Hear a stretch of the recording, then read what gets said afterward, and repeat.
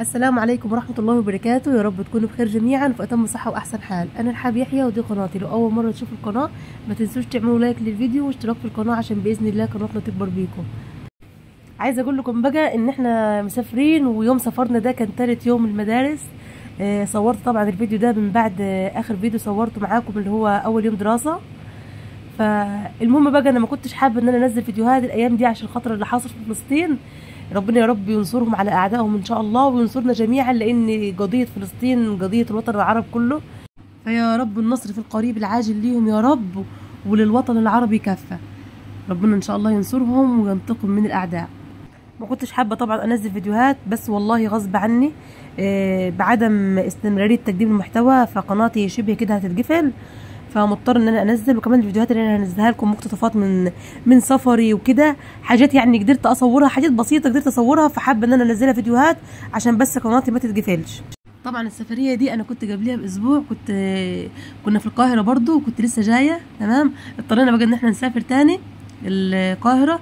ده كان تالت يوم المدارس، كان الصبح، وكان غصب عني والله يعني ان الواحد يغيبهم عن المدرسه وكده. فكنت متضايقه خالص ان احنا مسافرين والعيال هتغيب. فمحمود قال لي بصي هنعتبر ان السفريه دي هنعتبرها يعني تغيير جو وتهديد اعصاب. يعني بصوا مش لازم الواحد ياخد كل حاجه على اعصابه ويتضايق، نصيب يعني نصيب ان احنا هنسافر في التوقيت ده يعني. فحضرت بقى غيارات بسيطه لينا وحاجات بسيطه على اساس ان احنا على اساس ان احنا اسبوع بالكتير وهنكون في البلد. زي ما قلت لكم طبعا انا سافرت قبل المدارس باسبوع. لما سافرت بقى المره دي كانت اختي، طبعا اختي عايشه هناك، فكانت اختي هناك بقى وكده، فقعدت معاها الاسبوع ده. وقتها طبعا عملت مفاجاه بروحتي هناك لاختي وكده.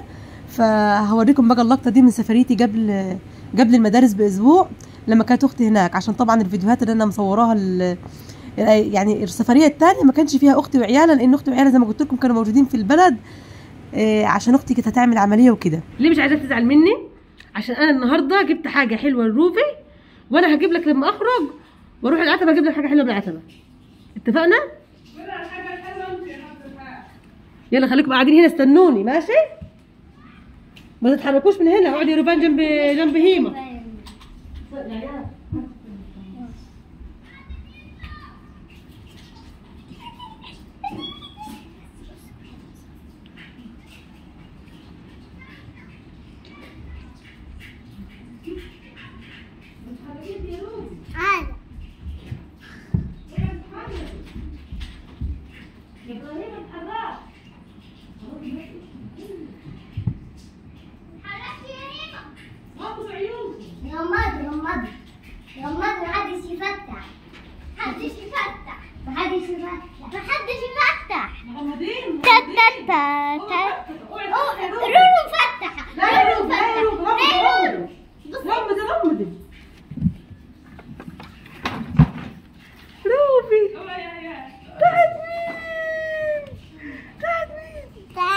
بتاعتك انت؟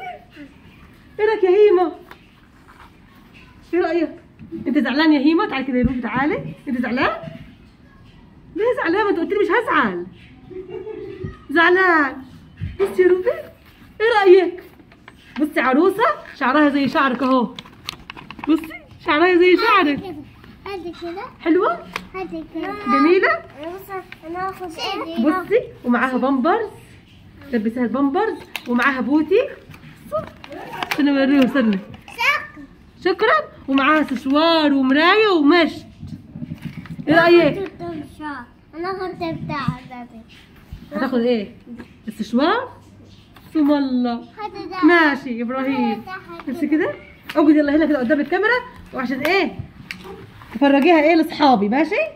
اصحابي يتفرجوا معاكي، وفرجي هيما قدام الكاميرا ماشي؟ ثواني.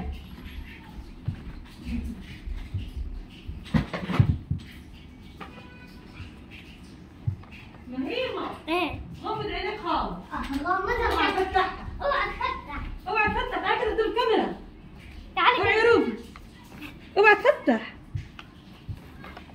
ايه رايك يا ميمو؟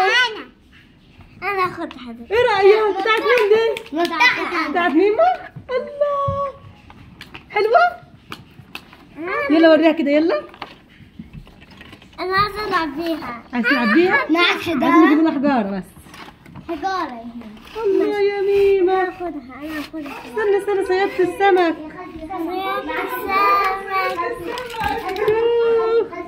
بتاعتي. الله شكرا. نور. حلو عجبتك؟ لا. ليه يا حب ده كله يا الحاج؟ حلو ده كله. لا والله كتير تمام. لا والله يا بيبي كتير والله يا الحاج. لا، بعدين أنا اقول أصلاً كمان عشان لك أجيب شكرا. هتقعد تلف وانت اختار واللي هيجمع سمك اكتر هو الفايز. ماشي. انا هكون يلا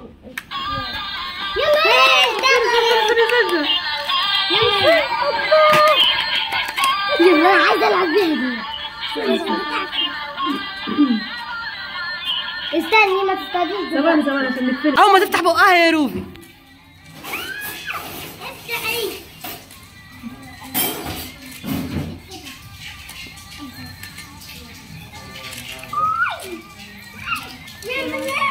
يلا منها يا سيدي اول سمكه. يلا اول ما تفتح بقها حط لها السناره على طول. يما انا عايزه احطها. يا ربي ثانيه واحده. طلعت واحده. برافو يا جود. برافو يا هيمه. برافو. فرحان يا ميمه؟ كمان واحده يا جود. فيديو الالعاب ده زي ما قلت لكم كان الفيديو اللي هو قبل السفريه اللي قبل المدارس باسبوع. دلوقتي بقى السفريه اللي هي تالت يوم المدارس. احنا دلوقتي وصلنا للقاهره عند شقه اختي، بس طبعا زي ما قلت لكم اختي مش موجوده والواحد كان زعلان خالص والله. ان يعني ايه بتونس الواحد كده يعني بصوا السفريه بتبقى حلوه واختي بطه هناك. وصلنا بقى والخير على قدوم الوردين زي ما بيقولوا. كان في فرح تحت شقتها معمول يعني كده في الشارع ليله حنه. ودلوقتي الحمد لله كنا وصلنا بقى بالسلامه. واحلى حاجه في الشقه بتاعت اختي ان الاسانسير عندها ما شاء الله راكب، وكان مريحنا بقى في الطلوع والنزول. النهارده اول يوم لينا في القاهره. ثواني. اول يوم لينا في القاهره رايحين المشوار اللي احنا رايحينه. وبعد كده ايه تعالي سجد. ودي سجده. ايه دي سجده. ايوه بس كده. هنروح المشوار اللي احنا رايحينه. لو قدرت بقى اصور معاكم هصور معاكم. انا ناوي ان شاء الله السفريه دي اصور معاكم شويه حاجات كده وانزلها ان شاء الله على القناه. اوكي شان؟ اوكي شان. يلا يا محمود. يلا يا محمود توكل على الله. نزلنا بقى في الاسانسير. وعايزه اقول لكم ان اصغر اسانسير اشوفه في حياتي هو الاسانسير ده. يا دوبك شايلني انا ومحمود والعيال يا عيني محشورين ورانا في ظهرنا وكده. بصوا البنات. سجده.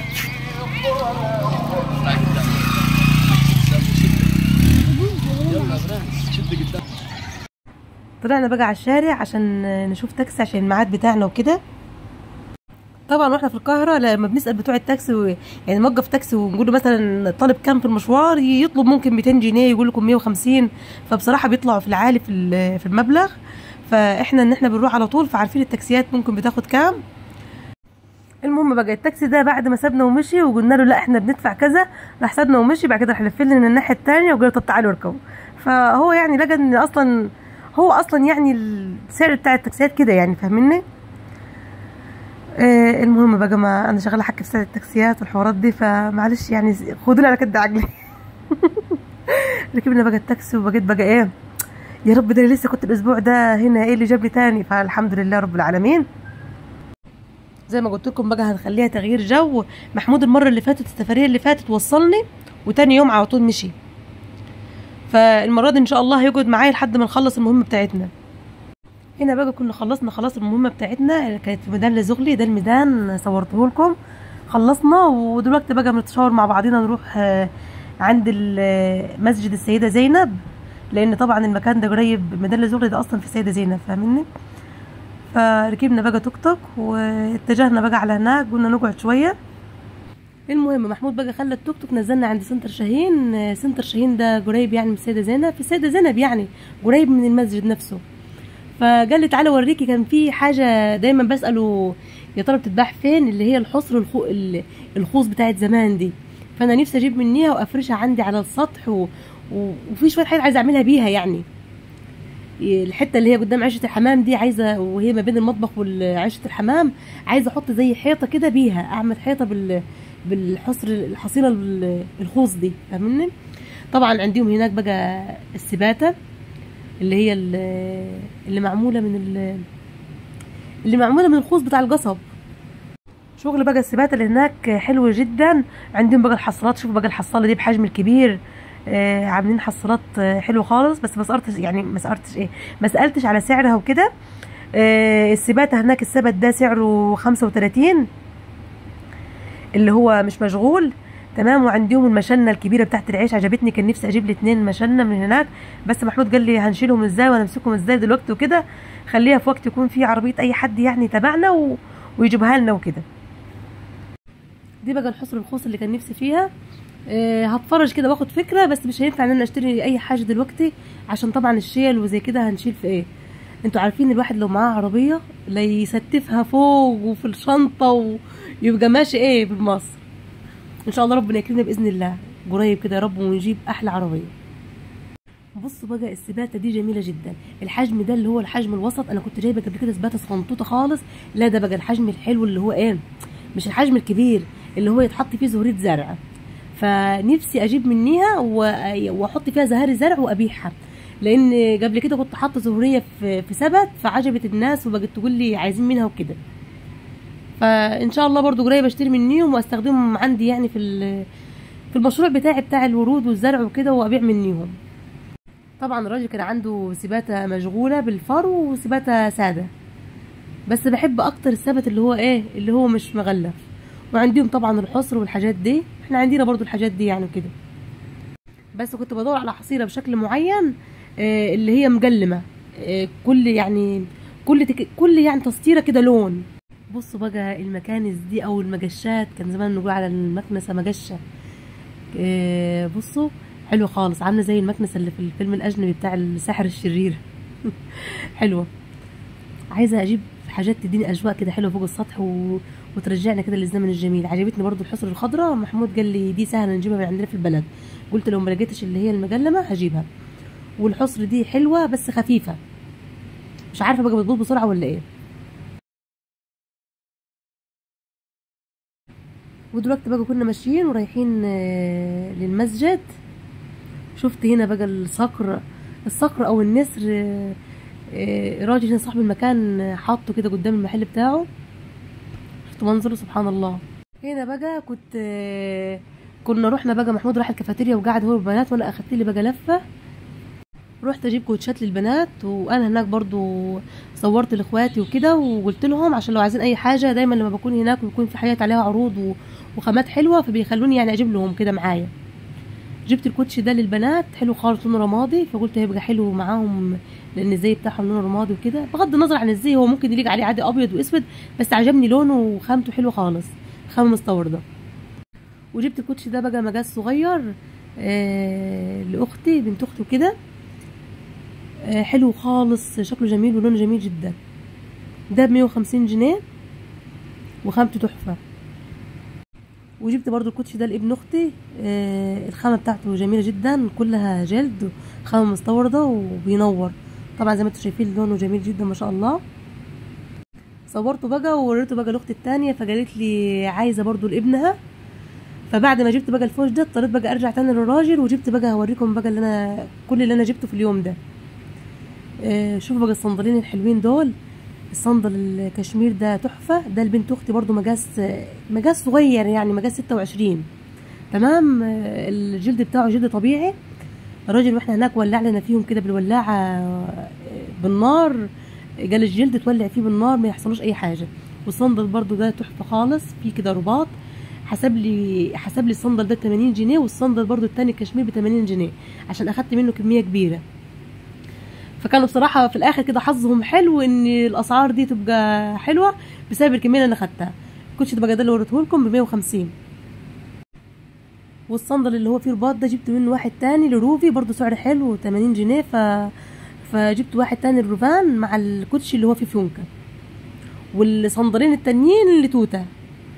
المهم دول بقى الصنادل بتاعت عيالي، ابيض وكافيه حلوين خالص، وبرضو الخامه جلد طبيعي، حسب لي الصندل ب150. شكله جميل جدا. بصوا كده خامته ممكن تكون ظاهره ان هو جلد طبيعي، النقل بتاعه خفيف وحلو خالص. احنا عندنا بصراحه الحاجات دي معديه اسعارها، يعني الصندل زي كده بيكون مثلا ب250. غير برضو ان انت ما بتلاقيش، يعني احنا عندنا الصنادل دي انا دايما بشوف الصنادل عندنا فيها بهرجه كده وحاجات كتير وخرز، ما بحبهاش. فحسيت ده بسيط وفي الورود بتاعته كده حلوه، ما فيهاش يعني دندشه كتير، فعجبوني وجبتهم. المهم بقى قولوا لي رايكم ايه، حلوين ولا ايه؟ قولوا لي رايكم في التعليقات بالله عليكم.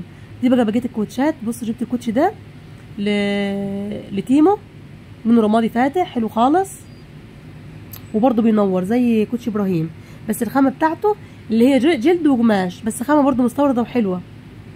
كان عامل عليها الراجل عرض 200 جنيه اي كوتشي، وطبعا كان عنده كميه حلوه ان الواحد يختار من وسطيهم، فقلت له هاخده ب170، راح وافق. انا بصراحه لقيتها لقطه، يعني عندنا بيتباع الكوتشي ب270 واخره 250 الكوتشي، يعني الكوتشات من النوعيه دي انا جايباهم لعيالي وكده، فكان لقطه بصراحه ان هو ب170 جنيه وخامه مستورده، فحلو خالص. وجبت له برده الكوتشي ده برده بينور. بصوا بقى الكوتشي الرمادي ده تحفه جدا، عجبني وعجب اخواتي برده، بس ما كانش في منه غير واحد بس.